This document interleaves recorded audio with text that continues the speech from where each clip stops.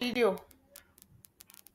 Assalamu alaikum everyone, barkanmu da warhaka, sunana Maryam. Yau insha Allahu za mu fara duba frequently asked questions, watakan tambayoyin da ake cika yawan yi especially ga masu YouTube website wanda za ka ga customers abubuwa ya ɗan rikice masu tsakaninsu da customers sun kuma rasa ya za su yi. So tambaya ta farko da za mu duba yau ita ce shin misali kana zaune sai kana cikin WhatsApp ɗinka sai customer ka ya zo ya ce maka ya tura kuɗi a monnify, ya tura ya ɗauki account number ɗin nan ta automatic wallet funder amma kuma kuɗin ba su je cikin wallet ɗin shi ba.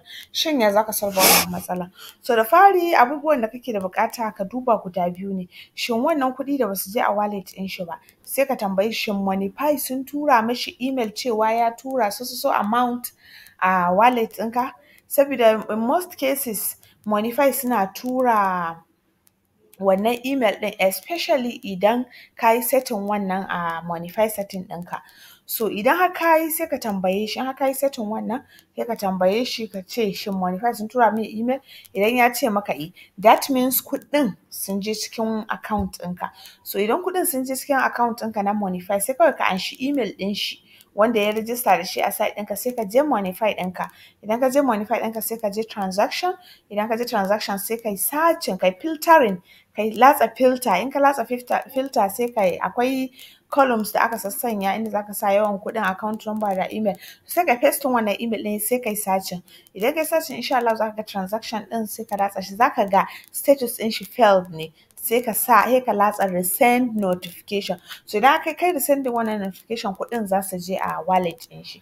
Hanya ta farko kenan. Hanya ta biyu kuma idan monnify baka riga kai setting wannan setting ɗin ba da na ce na wanda za a riƙa tura ma users receipt cewa kuɗinsu sun zo a monnify, so hanya ta biyu abin da za ka yi sai ka tambayi wannan user, ko dai ka tambaye shi ya baka wannan receipt ɗin da ya tura kuɗi ko kuma ka ba shi email ɗin monnify.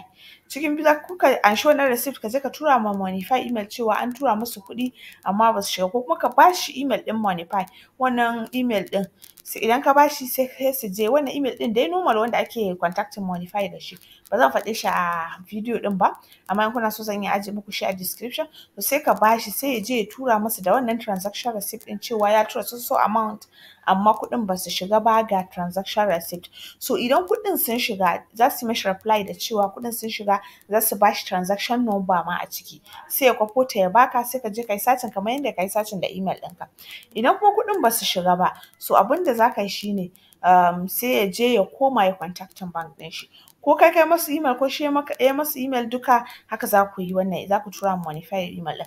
Fatan wannan video ɗin ta warware wannan matsalar insha Allahu. Kar ku manta ku yi liking, ku yi subscribing sannan ku yi sharing. Na gode ƙwarai da jimirin sauraro. Mu haɗu da ku a wata